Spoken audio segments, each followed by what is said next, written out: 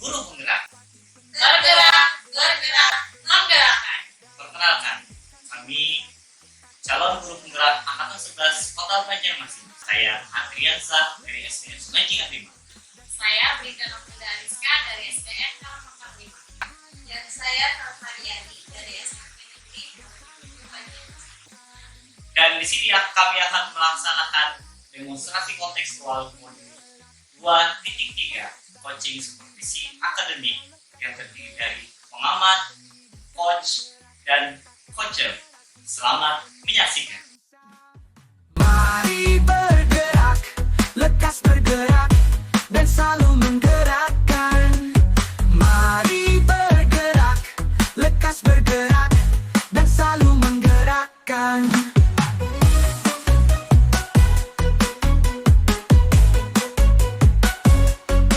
Assalamualaikum Ibu Hani. Waalaikumsalam Ibu Diana. Selamat siang nih.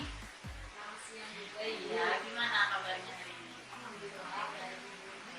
Oke, sebelum kita mulai proses coaching, di sini saya berperan sebagai pengamat atau observasi atau observer yang akan melihat proses coaching Ibu nanti dengan coach ya. Namun sebelum Ibu mulai menyampaikan nanti, ini ada beberapa hal yang ingin saya sampaikan mengenai rubrik penilaian dalam observasi saya. Jadi saya ingin Ibu mengetahuinya agar nanti Ibu sudah memiliki prinsip dari seorang coach, yaitu kebiasaan, proses reaktif, dan memaksimalkan potensi. Dan tentunya Ibu juga sudah memiliki kompetensi ini dari coaching assessment atau kehadiran ilmu, selalu menjadi pendengar yang aktif dan memberikan pertanyaan yang berbobot, kemudian dengan teknik kasar. Nah, kemudian juga saya berharap nanti dalam proses percakapan Ibu saat coaching tidak lupa Ibu menerapkan alur dari PIRA, yaitu tujuan, identifikasi, rencana aksi, dan juga tanggung jawab. Nah, jadi itu rubrik penilaian yang akan saya jadikan acuan dalam mengenai Ibu. Bagaimana kira-kira bisa dipahami ya Ibu ya? Oke, baik Ibu, sebelum Ibu memulai proses coaching, ini ada beberapa pertanyaan lagi yang mau saya tanyakan. Boleh ya saya bertanya? Boleh Ibu. Nah, untuk pertanyaan pertama nih, kira-kira kompetensi coaching yang mana nih yang ingin Ibu kembangkan nanti dalam proses percakapan? Jadi pada proses coaching nanti rencananya ada dua kompetensi yang akan saya kembangkan, yaitu menjadi pendengar yang aktif dan mengajukan pertanyaan yang berbobot, tentunya dengan teknik kasar. Kira-kira seperti itu. Oke. Ya, jadi nanti menggunakan kedua kompetensi ya, menggunakan aktif dan menggunakan pertanyaan yang berbobot. Nah, dari dua kompetensi ini, kira-kira bagian kompetensi mana yang lebih spesifik yang ingin dikembangkan nanti dalam proses coaching? Nanti yang lebih spesifik yang akan saya kembangkan itu adalah menggunakan aktif. Jadi tujuannya di sini agar saya bisa menggali potensi dari portfolio saya, terus mendapatkan solusi yang tepat dari pelaksanaan. Ya, memang mendengarkan aktif ini adalah salah satu kunci ya Bu ya, untuk menggali banyak hal dari seorang coach.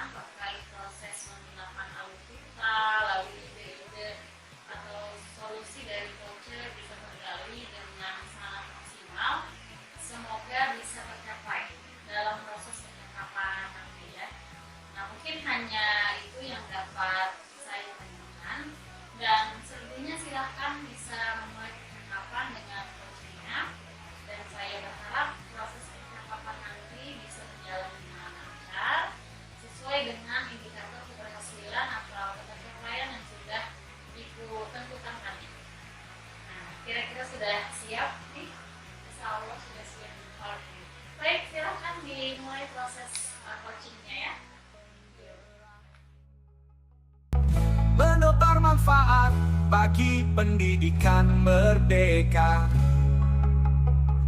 Lekas. Assalamualaikum warahmatullahi wabarakatuh, Pak Adi. Waalaikumsalam. Selamat siang, Pak.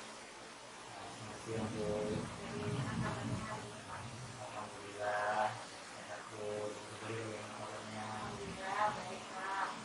Jadi sebelum dari ekspresi Bapak Adi ya, ternyata ini seperti kurang semangat, Pak. Nah, ya Bu, saya ingin ngobrol sekitar 10 sampai 15 menit tentang proses pembelajaran saya. Boleh, Pak, apa yang bisa saya bantu? Gini Bu, saya sebenarnya ini bingung anak didik saya sama pak anak didik saya mungkin ada yang pas sholat, padahal di setiap aktivitas di pagi hari saya selalu mengingatkan untuk sholat di rumah atau lebih baik bagi laki-laki pergi di masjid sholatnya. Baik, Pak. Sekarang Bapak bakal diberitakan secara detailnya seperti apa? Gini Bu, saya memiliki masalah dalam pembelajaran saya tentang nilai agama dan moral Bu. Pada saat kegiatan universitas di luar kelas, dimana ketika saya bertanya kepada anak tentang siapa yang ada sholat, ada sebagian kecil anak yang menjawab ada yang sholat, ada yang tidak, bahkan ada juga anak yang mengatakan kalau dia lupa. Dan yang sangat memprihatinkan lagi, ada anak yang dilarang oleh orang tuanya untuk sholat. Nah, ketika saat itu saya merasa sedih dan prihatin dengan keadaan tersebut. Apa ya, kita seorang muslim ada yang tidak mau untuk melaksanakan sholat. Jadi saya ingin mendapatkan solusi dari permasalahan ini. Bagaimana? Jadi dari sini saya bisa menangkap permasalahan yang Bapak hadapi, yaitu anak yang lupa sholat dan ada juga orang tua yang melarang anaknya untuk sholat. Jadi ini menjadi permasalahan di dalam proses pembelajaran Bapak ya, tentang nilai agama dan moral. Begitu kan, Pak? Iya Bu, karena menurut saya sholat itu sangat penting bagi anak sejak ini, dan juga untuk menanamkan karakter akhlak dan diri seperti dari ini.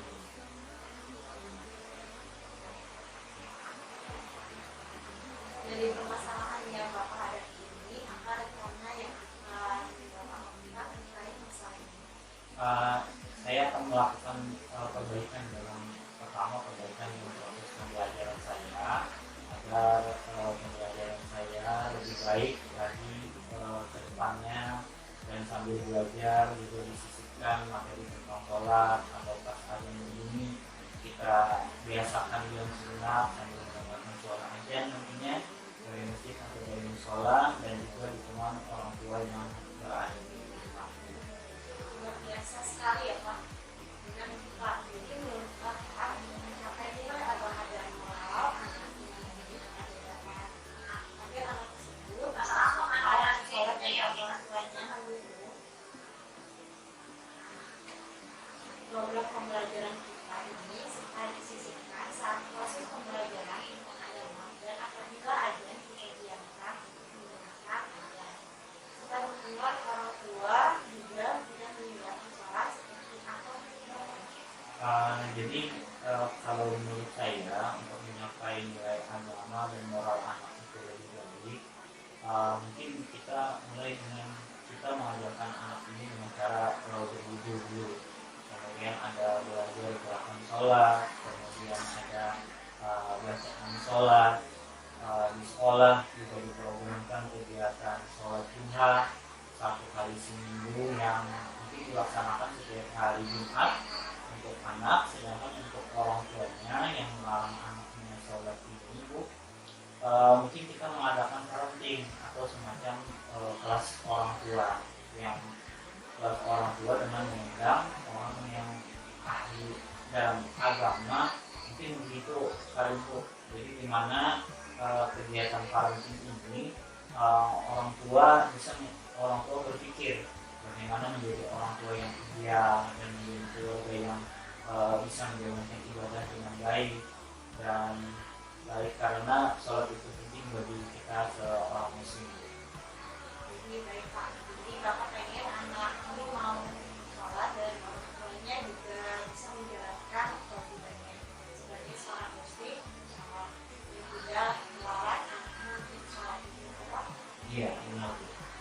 Terus bagaimana dengan orang tua yang masih tidak peduli dengan ini Pak? Seperti seandainya ada orang tua yang bilang anak saya mau sholat atau tidak sholat itu kita urusan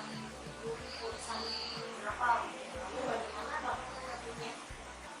Mungkin saya akan mengajak orang tua tersebut melakukan refleksi dan berbicara perlahan-lahan dengan orang tua tersebut, kemudian melakukan pertemuan nanti setiap bulan, atau saya datang ke rumah langsung menyampaikan nilai praktek bahwa anak ini tidak bisa sholat dengan benar. Mantap sekali rencana Bapak. Jadi kalau saya tangkap pemikiran Bapak bahwa kita sebagai ibu lebih baik mendapatkan orang tua dan anak istri, atau kita bisa mendatangi ke rumah orang tua siswa untuk menindaklanjuti nilai anak yang kurang baik gitu ya. Iya, gitu. Saya pikir kita pembelajaran itu kita bukan hanya menjelaskan dan menyampaikan saja kepada anak itu tidak cukup. Nah, itu seharusnya kita juga mempraktekkan kegiatan belajar ini pada anak, jadi itu akan lebih baik menurut saya. Kalau menurut Bapak apa dukungan yang dibutuhkan untuk kegiatannya kegiatan ini? Saya butuh dukungan yang pertama dari kepala sekolah dulu, kemudian rekan sejawat seperti ibu, kemudian murid juga, dan tentunya orang tua murid, karena dengan kita berkolaborasi pasti kegiatan ini akan berjalan dengan baik dan insya Allah akan berhasil. Bagus sekali Pak Adi, itu yang harus perlu kita coba ya. Kita perlu berkolaborasi dalam menjalankan ini, karena berkolaborasi ini semua yang berat pasti menjadi benar. Iya. Mudah-mudahan bisa diterapkan ya Pak Adi. Pertanyaan lagi mendengar kegiatannya kalau sudah melakukan kegiatan ini, kira-kira apa akan dirasakan oleh Pak Adi? Insya Allah kemungkinan akan saya laksanakan minggu depan. Minggu depan ya Pak. Saya tunggu hasilnya setelah Bapak mencoba seperti yang Bapak jelaskan tadi dengan melakukan praktik sholat di sekolah dan praktik orang tua ke kelas dalam melakukan aksi. Luar biasa ya Pak Andi. Terima kasih banyak atas informasinya dan sudah menjadi saya untuk Sama-sama Bu Nur sudah menemani saya ngobrol, meluangkan waktu untuk mendengarkan cerita saya. bagaimana perasaan Pak Andi setelah ngobrol banyak tentang Alhamdulillah lega rasanya Bu. Permasalahan yang saya alami ini bisa menemukan solusinya. sama-sama Pak Andi sampai ketemu lagi di pertemuan selanjutnya. Terima kasih banyak Bu Nur. Assalamualaikum warahmatullahi wabarakatuh. Mari bergerak bersama guru penggerak, menebar manfaat bagi pendidikan merdeka, lekas bergerak. Ibu, saya tadi sudah mengulangi proses dari percakapan Ibu dengan coachnya. Proses coaching tadi saya rasa sudah berjalan dengan lancar dan baik sekali. Ini ada beberapa catatan dari saya gitu ya. Namun sebelumnya saya ingin menanyakan dulu beberapa hal, boleh? Ya Ibu, boleh Ibu silakan. Iya. Untuk pertanyaan pertama, apa yang sudah Ibu lakukan tadi saat melakukan coaching, dan apa yang sudah menjadi indikator pencapaian dari proses coaching Ibu tadi? Iya Bu, jadi pada saat saya melakukan coaching, saya sudah menerapkan prinsip coaching, yaitu berupa pencitraan, kemudian proses interaktif dan memaksimalkan potensi belajar. Kemudian untuk kompetensi yang sudah saya terapkan dalam proses coaching tadi adalah mendengarkan aktif atau present dan mengajukan pertanyaan berbobot. Ya, jadi yang Ibu sampaikan